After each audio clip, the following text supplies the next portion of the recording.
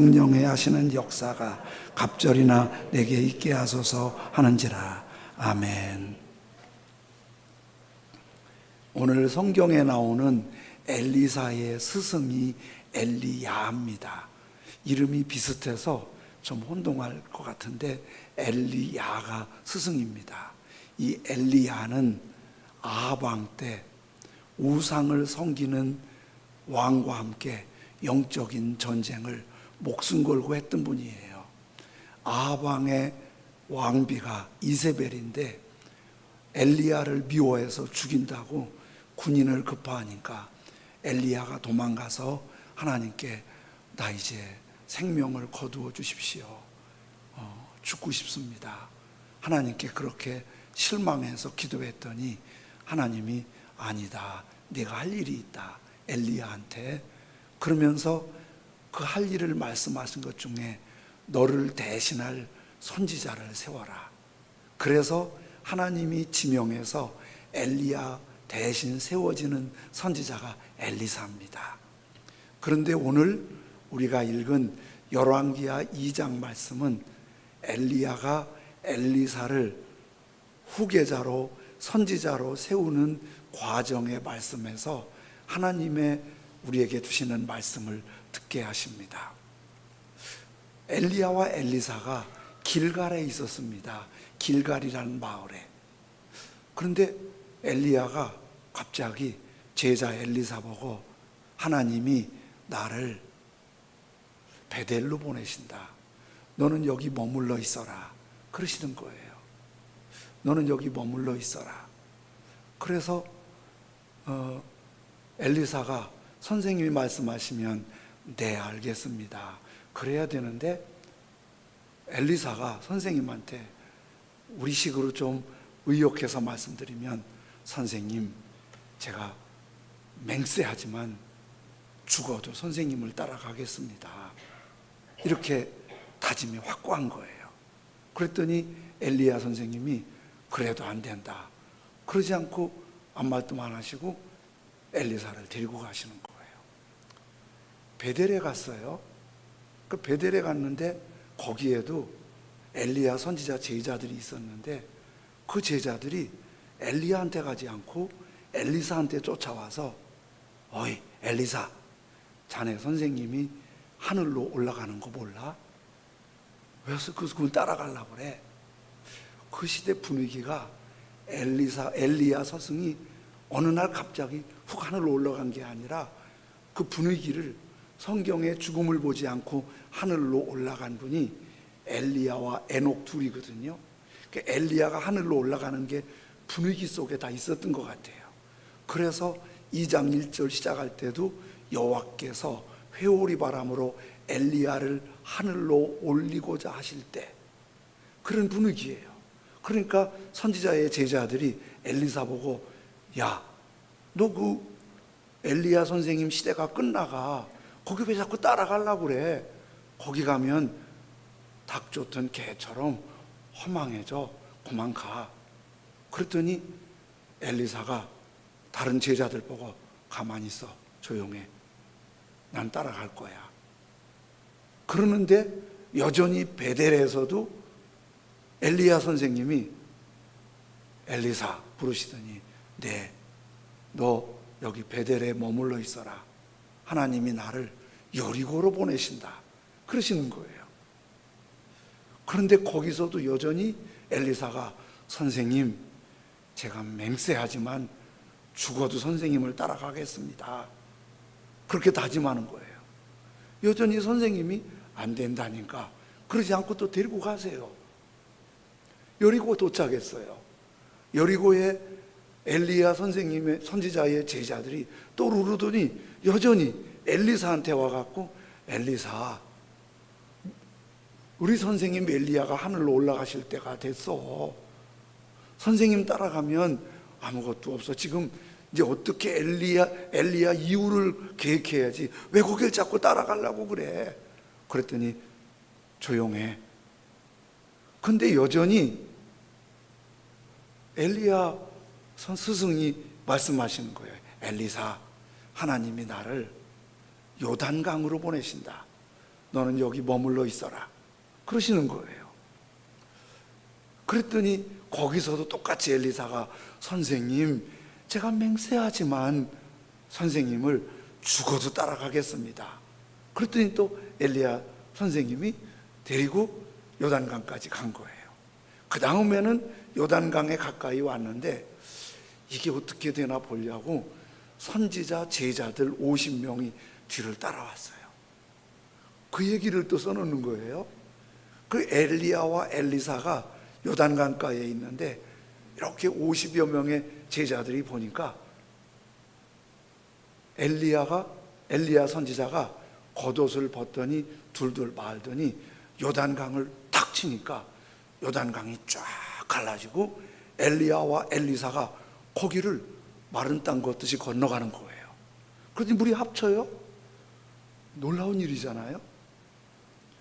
그러더니 거기서 엘리야 선지자가 제자 엘리사한테 딱 마주보더니 그러는 거예요. 엘리사, 하나님이 나를 부르실 때가 됐어. 그게 2장 9절 말씀입니다. 하나님이 나를 부르실 때가 됐어. 마지막 나한테 뭐 부탁할 거 있어?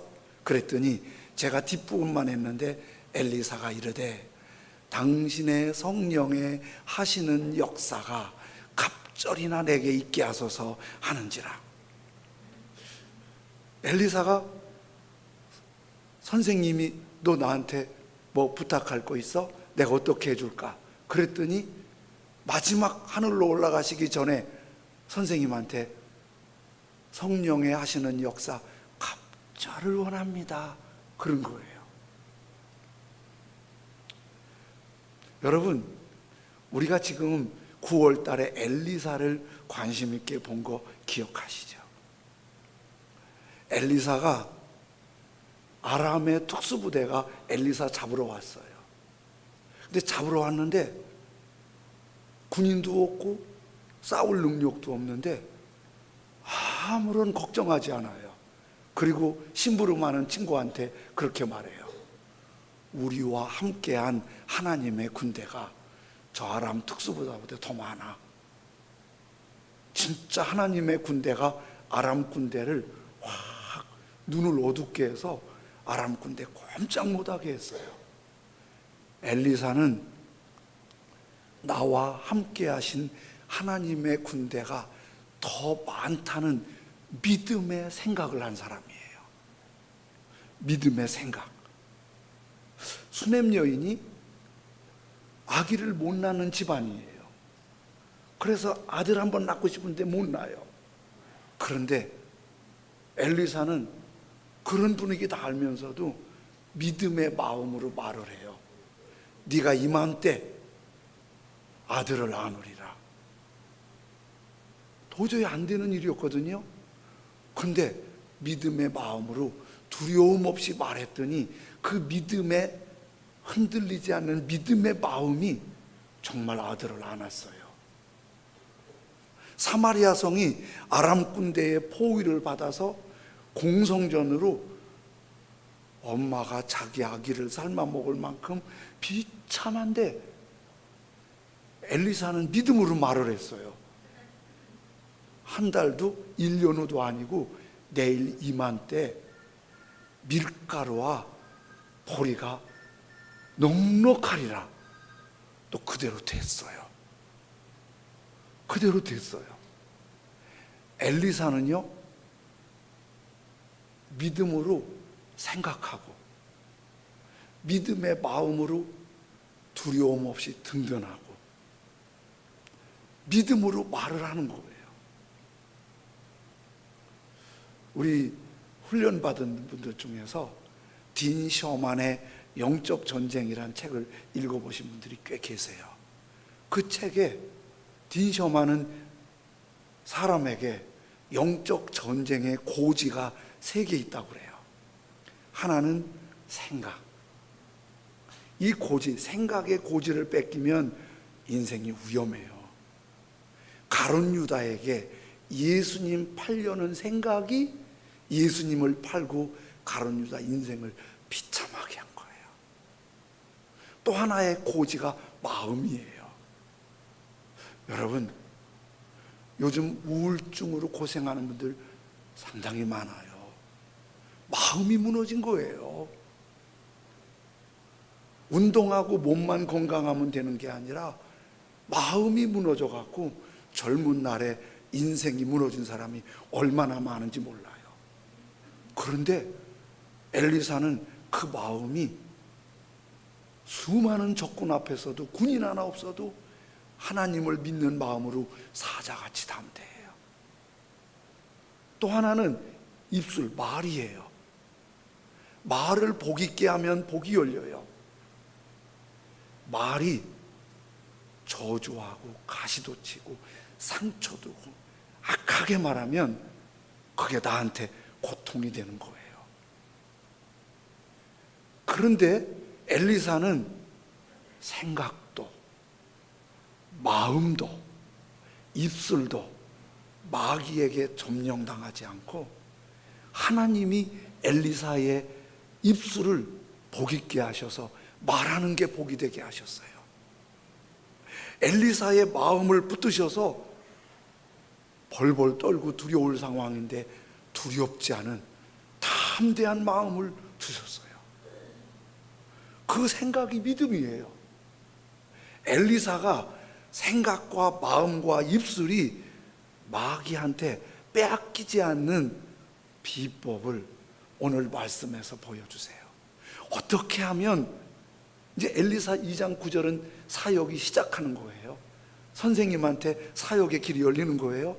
어떻게 하면 우리의 생각, 우리의 마음, 우리의 입술이 마귀한테 뺏기지 않고 엘리사처럼 당당하게 복 있게 살 수 있을까요?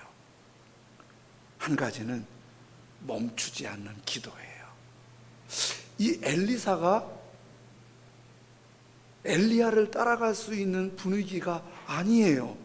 주변에서도 엘리사 따라가면 별 재미없다는 거예요. 왜? 지금 엘리사가, 스승 엘리야가 하늘로 올라갈 준비가, 분위기가 다 됐어요. 다 알아요. 엘리야도 알고 주변 분위기도 알고 자기도 알아요. 거기 따라가면 별 재미없다는 거 알아요. 그래서 주변에서 따라가지 말라고 그래요. 사실은 엘리사는 엘리야를 따라가는 그 이상의 하나님을 따라간 거예요. 하나님을 따라가는 거예요. 기도는 하나님을 따라가는 아주 중요한 스텝이에요. 엘리사의 기도를 유혹하고 시험하는, 넘어뜨리려는 장애 요소가 많은데 엘리사는 조용해. 저 죽어도 따라가겠습니다. 기도에 멈추지 않는 주님을 향한 간절함이 타올랐어요. 우리의 기도를 멈추게 하는 장애 요소들이 얼마나 많은지 몰라요. 수로보니게 여인 말씀드렸죠? 자기 딸이 귀신 들려서 예수님께 도움을 받으러 왔어요. 예전 같으면 그렇게 불쌍한 여인, 그래 내 믿음대로 될지어다 고쳐줄 판인데 그날은 이상하세요. 그 여인 보고 자녀의 떡을 취해서 너 같은 개 같은 여자한테 줄 수 없다 그러는 거예요. 여러분, 기도하러 왔는데 누군가가 개 같은 사람은 나가, 그래도 기도하실 분 몇 분 계세요? 아주 기분 상하고 마음 상하는 얘기했어요. 너는 아주 나가, 여기 있을 사람 아니야. 그래도 나는 주님 붙잡아야 된다고 기도할 분 계세요? 그런데 수로보니게 여인은 그런 자존심 상함에도 개도 부스러기라도 먹잖아요. 제 추측인데요, 예수님이 그 여인의 그 마음을 아셨던 것 같아요. 그 여인의 마음을 아시고 그 여인에게 믿음을 강하게 해주신 거예요. 부스러기라도 먹잖아요. 그 말을 할 때 예수님이 그때 말씀을, 내 믿음이 크도다. 네 믿음이 크도다. 우리에게 기도를 방해할 수 있는 요소는 수없이 많아요. 바빠요, 피곤해요, 기도할 줄 몰라요, 기도가 안 돼요, 분위기가 아니에요, 이래서 못해요, 저래서 못해요. 엘리사는 우리에게 사인을 주세요. 그래도 기도를 멈추지 않으면 아람 군대도 두렵지 않다. 그래도 기도를 멈추지 않으면 수넴 여인의 해결할 수 없는 문제도 해결할 수 있는 강력한 무기다. 여러분,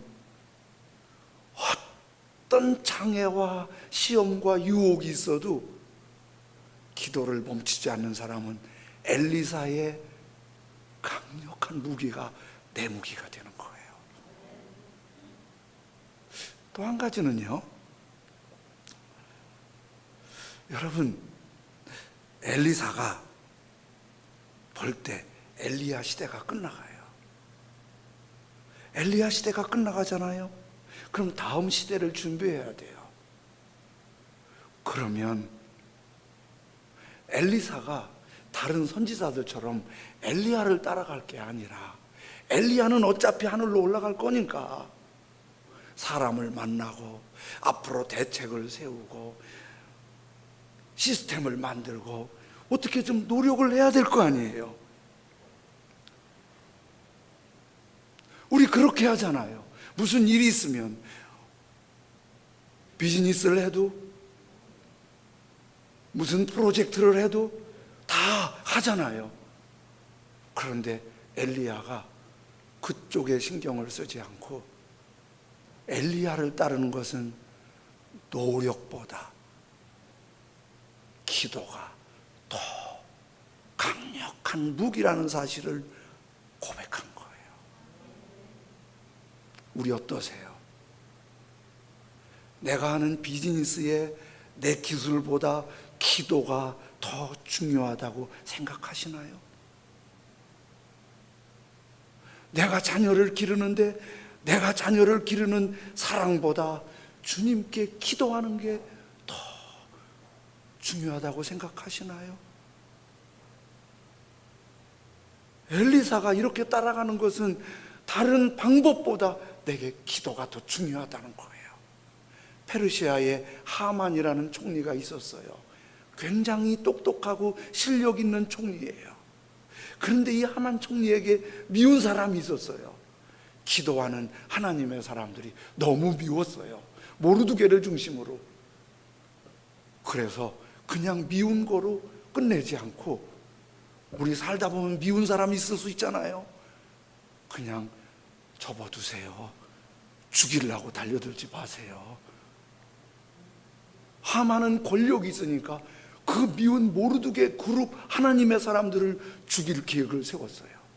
왕의 결재를 받아야죠. 왕에게 엄청난 뇌물을 드렸어요. 대략 계산해보면 하만이 왕에게 모르드게와 하나님의 사람들을 죽이기 위한 뇌물이 지금 돈으로 수천억 된다고 그래요. 왕의 결재를 받았어요. 모르드게와 하나님의 사람들 죽이는 날짜가 정해졌어요.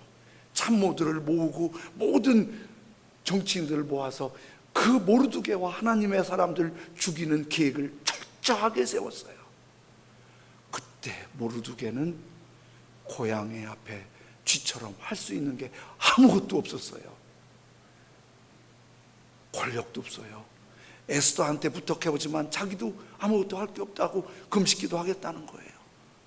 모르드게는 광장에 베옷을 입고 티끌을 뒤집어 쓰고 엉엉 울어요. 하나님의 사람들이 여기저기서 엉엉 울면서 살려달라고 기도해요. 우리 그러면 그렇게 말하겠죠. 기도만 한다고 되냐? 지금 이 판국에 기도만 한다고 되냐? 피켓을 들고 억울하다고 알리기도 하고, 왕궁에도 좀 알리기도 하고, 내 억울함을 좀 호소해야지 기도만 한다고 되냐? 에스더도 모르드게도 모든 하나님의 사람들도 기도했어요. 기도밖에 할 게 없었어요.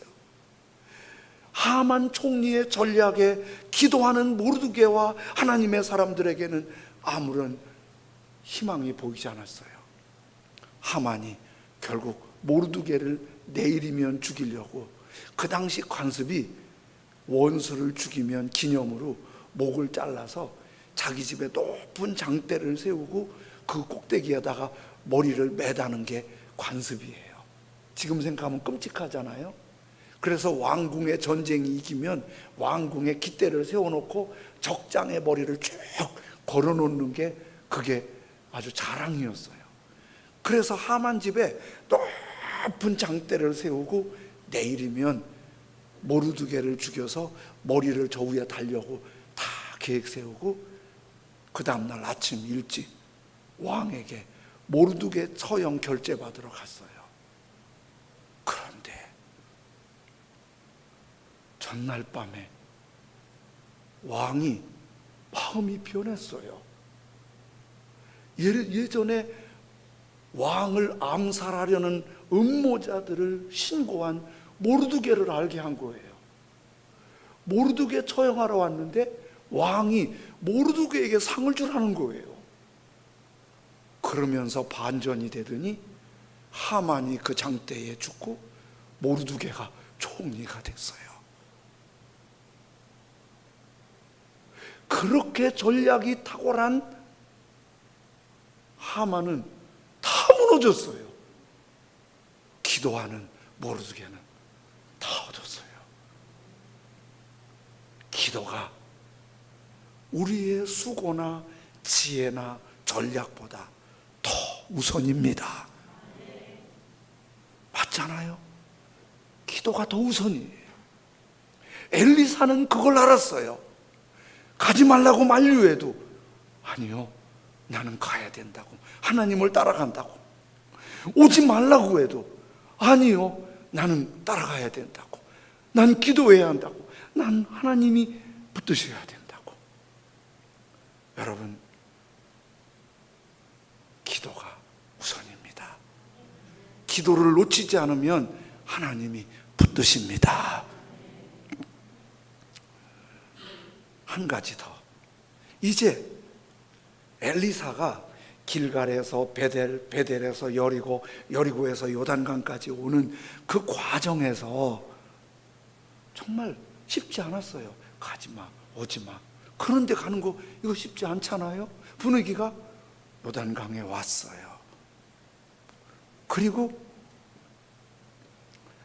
엘리야 선지자가 제자한테 말씀하는 거예요. 그게 오늘 2장 9절입니다. 2장 9절. 건너매, 요단강을 건넌 거예요. 엘리야가 엘리사에게 이르되 나를 내게서 데려감을 당하기 전에 내가 내게 어떻게 할지를 구하라. 엘리사가 이르되 당신의 성령에 하시는 역사가 갑절이나 내게 있게 하소서 하는지라. 여러분, 엘리야가 얼마나 큰 분이냐면 왕들이 벌벌 떨었던 분이에요. 엘리야가 기도하면 하늘에서 불이 내리고 비가 내리는 분이에요. 그런데 그 엘리야가 이제 마지막 하늘로 올라가기 전에 후계자 엘리사에게 내가 뭐 해줄까? 여러분, 하나님이 여러분에게 그렇게 말씀하시면 뭐 할까요? 지금 자본금이 지금 난리 났어요. 뒷돈 좀 대주세요. 몸이 아파요. 이거 좀 그냥 싹 고쳐주세요. 이거 내가 자녀 때문에 하나님 이것만 풀어주셔도 내가 살 것 같아요. 그렇게 기도하잖아요. 그런데 믿음이 없는 사람들이 볼 때는 저 중요한 순간에 저걸 구하냐? 성령이 하시는 역사, 갑절, 이거는 나중에 해도 되고 그냥 언제 받으면 되지, 그거 지금 이 중요한 순간에 이걸 구하냐 지금? 그런데 여기에 얼마나 중요한 사인이 있는지 몰라요. 여러분, 기도는 왜 해요? 우리의 필요가 기도하게 하는 거예요. 몸이 아프잖아요. 아프지 않게 해달라고 기도해요. 경제가 힘들잖아요. 경제를 풀어달라고 기도해요. 자녀가 답답하잖아요. 그럼 자녀를 위해서 기도하는 거예요. 그럼 그 기도 하나님 들어주세요. 내가 구하는 것보다 더 잘 들어주세요. 좋게. 내가 생각하는 때는 아니지만은 지나고 오면 하나님이 더 좋게 들어주세요. 마치 밀 씨앗을 심으면 싹이 나고 꽃이 피며 30배, 60배, 100배 열매 맺듯이 우리가 기도하면 하나님이 응답해 주세요. 그런데요, 그 기도가 하나님께 응답을 받는데 응답의 깊이에 따라서 믿음의 차이가 다르다는 거 아세요? 응답에 따라서, 응답의 수준에 따라서 믿음의 깊이가 달라요. 예수님 십자가 가까이 갔을 때 베드로가 예수님께 이렇게 말씀을 드려요. 마태복음 19장 27절에 이에 베드로가 대답하여 이르되 보소서 우리가 모든 것을 버리고 주를 따라 싸운데 그런즉 우리가 무엇을 얻으리이까? 자, 무슨 말인지 아시겠죠? 베드로 자기 직업 배도 버렸어요. 그물도 버렸어요. 가족도 버렸어요. 지금 건 3년 예수님을 따라왔어요. 이렇게 예수님 따라왔으니까 뭐 주시겠어요? 우리 그렇게 생각하잖아요. 내가 이만큼 헌금했는데 뭐 주시겠어요? 이만큼 충성했는데 뭐 주시겠어요? 이만큼 주님 앞에 열심을 냈어요. 어려운 상황에도 뭐 주시겠어요? 그랬더니 예수님께서 너무 고맙게 이렇게 말씀하세요. 19장 29절에 또 내 이름을 위하여 집이나 형제나 자매나 부모나 자식이나 전토를 벌인 자마다 얼만큼? 여러 배를 받고 또 영생을 상속하리라. 그런데 자연스러운 베드로와 예수님 사이의 대화인데 베드로가 나 다 버리고 주님 따라왔어요. 그럼 집도 형제도 자매도 부모도 자식도 전토도 여러 배 받고 영생을 얻으면 멋지. 걱정하지 마. 복 많이 받을 거야. 이러면 얼마나 편해요? 그런데 예수님이 이 말씀을 딱 던지는 거예요. 내 이름을 위하여. 예수님 이 말씀하신 게 왜일까요? 너 지금 그거 여러 배 받으려고 따라왔니? 내 이름을 따라왔니? 예수님이 더 먼저냐? 집과 재물과 전토가 먼저냐? 너 그거 바라보고 따라왔니? 예수님 보고 따라왔니? 무속신앙과 기독교 참신앙의 차이가 뭘까요? 우리와 비슷한 게 많아요. 우리가 몸이 아프면 기도하잖아요. 무속신앙도 몸이 아프면 고쳐달라고 기도해요. 우리가 경제가 어려우면 풀어달라고 기도하잖아요. 무속신앙도 경제가 어려우면 풀어달라고 기도해요. 우리가 자녀가 힘들면 하나님께 자녀 은혜 베풀어달라고 기도하잖아요. 무속신앙도 복채 많이 가져가서 자녀들 도와달라고 기도해요. 그 사람들도 그렇게 기도하면 응답 있어요. 응답도 없는데 그냥 가겠어요? 바보같이. 그 사람들도 응답 있어요. 우리도 응답 있어요. 그러면 무속신앙하고 우리하고 뭐가 달라요? 그런데 굉장히 중요한 게 달라요. 무속신앙은 신이 누구든지 상관없어요. 여호와든지 예수든지 천지신명이든지 고목나무든지 돌덩어리든지 하늘이든지 땅이든지 어디 똑같은 건 이거예요. 내 힘으로 안 돼요. 내 몸 아픈 거 내 힘으로 안 돼요. 경제가 어려운 거 내 힘으로 안 돼요. 자식 문제 내 힘으로 안 돼요. 이건 똑같아요. 그런데 신이 누구든지 상관없어요. 그분이 내 힘든 걸 내가 달래든지 선물을 드리든지 얼르든지 협박을 하든지 그걸 풀리면 돼요. 우리도 만일 거기에 머물러 있으면 기독교 참신앙을 믿는 믿음의 사람이 아쉽게도 아직도 무속적인 수준에 머물러 있을 수 있는 거예요. 그래서 예수님이 뭐라고 그래요? 내 이름을 위하여. 지금 예수님 말씀은 너 지금 재물이 더 1번이냐 예수님이 1번이냐, 너 건강이 1번이냐 예수님이 1번이냐, 자식이 1번이냐 예수님이 1번이냐. 예수님 따라가도 다 주님이 여러 배의 은혜를 예비해 놓으셨어요. 그런데 우리들은 예수님이 우선이 아니고 무속신앙처럼 예수님 잠깐 계시고요, 난 이것만 해결되면 돼요. 오늘 혹시 예배 드리고 기도하면서 예수님은 뒷전이고 이것 좀 풀어주세요, 이거 해결해 주세요, 이렇게 복 주세요, 아니 거기도 해도 되고 응답도 주세요. 그런데 예수님이 1번이신가요? 예수님이 1번이신가요? 오늘 예배 드리러 오시면서 예배 드리고 내게 생각했던 거 잘 이루어지지 않아도 예수님이 나와 함께 하신 게 너무 감사합니다.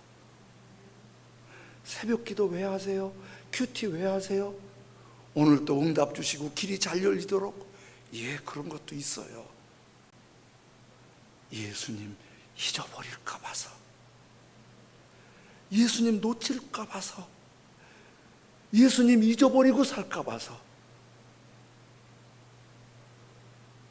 믿음의 눈으로 보면 인류 역사의 가장 큰 비극은 나를 창조하신 하나님, 나를 구원하신 예수님을 잊어버린 거예요. 인류 최고의 복은 그 예수님을 꼭 붙잡는 거예요. 예수님을 놓치지 않는 거예요. 엘리사는 맥을 짚었어요.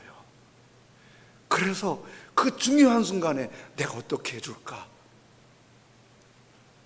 역사하시는 성령의 갑절, 성령님으로, 예수님으로, 하나님으로 내게 가득히 채워주시면 됩니다.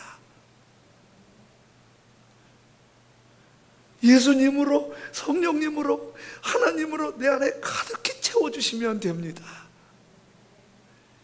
이 엘리사의 마음이, 생각이 하나님의 생각이에요.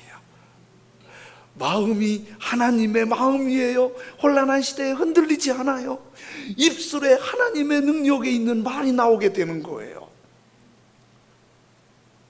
그래서 주님을 더 바라보고 큐티하고 일기 쓰면서 주님을 더 향하고, 주님, 나 주 없이 못 살아요. 오늘도 주님 더 가까이 하겠어요. 주님 손 꼭 잡겠어요. 주님 내 손 놓으시면 나 살 수 없어요. 에녹처럼. 베드로, 바울이 그렇게 주님 의지했는데 순교까지 했지만 역사상 가장 복 있는 사람이 된 거예요. 아주 험한 무슬림 지역에서 숨어서 사역하는 선교사님이 사역을 하시면서 한번 후배들한테 이런 질문을 받았어요. 선교사님, 사역하시면서 제일 무섭고 두려웠던 때가 어느 때예요? 그분은 몇 번 체포당하고 추방도 당하고 테러도 당한 분이세요. 제일 무서웠던 때가 어느 때예요? 이 선교사님 이렇게 말씀하세요.